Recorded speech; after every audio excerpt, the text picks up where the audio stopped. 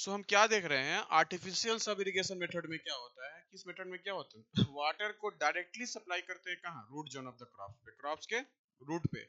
With the help of perforated pipes, जो क्या होता है हमारा बरीड रहता है कहाँ, हमारा जमीन के अंदर। तो वाटर क्या होता है यहाँ प्रेशराइज होगा, under the action of gravity क्या होगा, फॉलो नहीं होगा, क्योंकि हो सकता है सेम लेवल ऑफ प्लेन पे क्या हो, सेम सेम स्लोप पे क्या हो, हमारा वाटर को मूव करना one point two another point,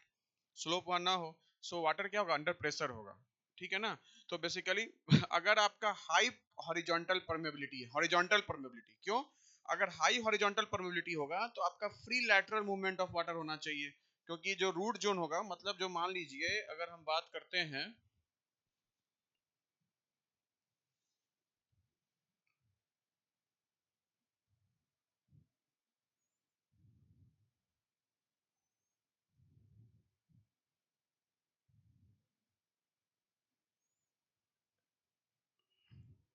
देखिए बेटा ये वाला चीज है, देखिए ध्यान से, अब यहाँ यहाँ यहाँ क्या बोल रहा है, यहाँ बोल रहा है क्या,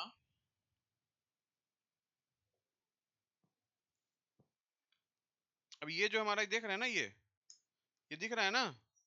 यहाँ क्या हो रहा है हमारा, free lateral move, horizontal permeability क्या होना चाहिए, ज्यादा होना चाहिए, क्या होना चाहिए, हॉरिजॉन्टल परमेबिलिटी ज्यादा होना चाहिए, क्यों हॉरिजॉन्टल परमेबिलिटी ज्यादा होना चाहिए, एसेशन रीजन में पूछ सकता है, इसलिए क्योंकि ये अलाउ करेगा फ्री लैटरल मूवमेंट, क्या करेगा, अलाउ करेगा वाटर का रूट जोन से क्या, इस डायरेक्शन में क्या हो, फ्री लैटरल मूवमेंट हो। मेरा मकसद डीप नहीं होना है, मेरा मकसद क्या है, हॉरिजॉन्टल परमेबिलिटी है, वर्टिकल परमेबिलिटी से मतलब नहीं है, किससे मतलब है, हॉरिजॉन्टल परमेबिलिटी से। और वर्टिकल परमेबिलिटी क्या होना चाहिए, लो होना चाहिए, क्यों होना चाहिए वर्टिकल परमेबिलिटी लो, इसलिए क्योंकि डीप, क्योंकि अगर वर्टिकल परमेबिलिटी ज्यादा होगा तो पर्कुलेशन लॉस क्या होगा, डीप पर्कुलेशन लॉस होगा, क्या होगा, डीप पर्कुलेशन लॉस होगा। तो ये पूछ सकता है एसएससी जेई या स्टेट एई यूपीपीएससी एई सब में भी, कि कैसा होता है हमारा सब सरफेस आर्टिफिशियल इरिगेशंस में, तो हॉरिजॉन्टल परमेबिलिटी ज्यादा होता है और वर्टिकल परमेबिलिटी क्या होता है हमारा, कम होता है, क्या होता है, कम होता है। क्लियर है ना, मेरी बात समझ में आया। वैसे ही हमारा है स्प्रिंकलर इरिगेशन, क्या हमारा, वैसे ही क्या हमारा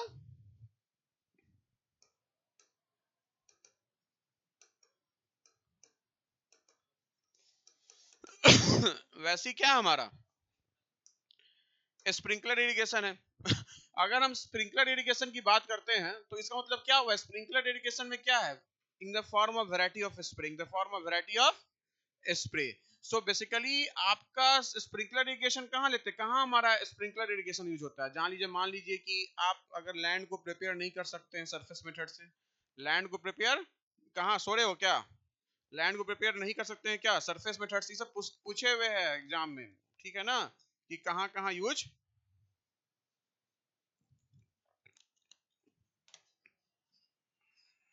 बैटरी खत्म हो गया क्या, कहाँ कहाँ यूज हम लोग करते हैं, ठीक है ना। साथ साथ मान लीजिए स्लोप्स एक्सेसिव है, बहुत ज्यादा स्लोप है, तो वाटर रिटेन नहीं होगा, वाटर क्या हो जाएगा, मूव कर जाएगा, हमको तो लेटरल मूवमेंट से मतलब है ना।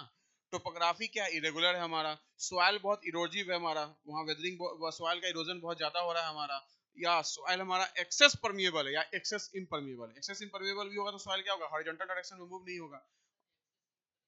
एक्सेस इम्परमिएबल मतलब क्या हुआ कि देखो पानी थोड़ा थोड़ा रिश्ता भी है, तो रिस भी नहीं रहा है, तो पढ़ोगे एक्वीफर, एक्वीफ्यूज, एक्वीक्लूड, एक्वीटार्ड, तो वहाँ यही चीज का यूज है। तो वो क्या पूछता है, बहुत जगह पूछे हुए एजेई में कि एक्वीफ्यूज, एक्वीटार्ड, एक्वीक्लूड ये सब क्या होता है। तो इम्परमिएबल मतलब क्या हुआ कि इम्परमिएबल मतलब पानी को पास नहीं करने दे रहा है, लेकिन हो सकता है पानी क्या हो, हल्का हल्का बहुत समय के साथ क्या हो, रिश्ते रहे। लेकिन एक्सेस इम्परमिएबल मतलब पूरा तरह से ब्लॉकेज है, पानी को जाने ही नहीं दे रहा है, ठीक है ना। या मान लीजिए डेप्थ ऑफ सॉइल क्या है, ग्रेवल और सैंड के ऊपर है, तो वहां भी हम लोग क्या कर सकते हैं, वहां भी हम लोग सब नेचुरल सब सरफेस इरिगेशन नहीं कर सकते हैं। So basically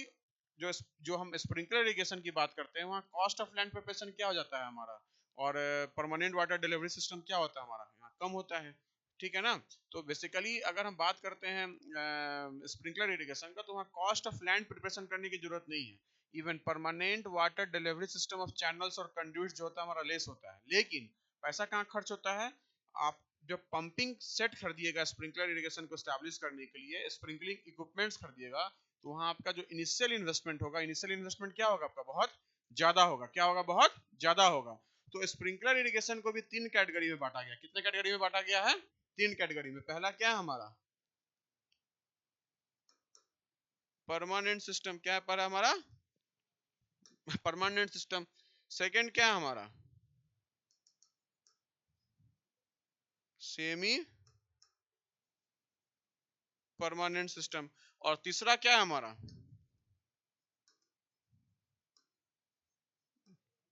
portable system. क्या है हमारा? Portable system. क्लियर है ना? सो बेसिकली स्प्रिंकलर इरिगेशन मतलब क्या हुआ, permanent system, semi permanent system और पोर्टेबल सिस्टम, इसी को डिटेल से पढ़ना है। सो लिखिएगा, दिखा रहे हैं।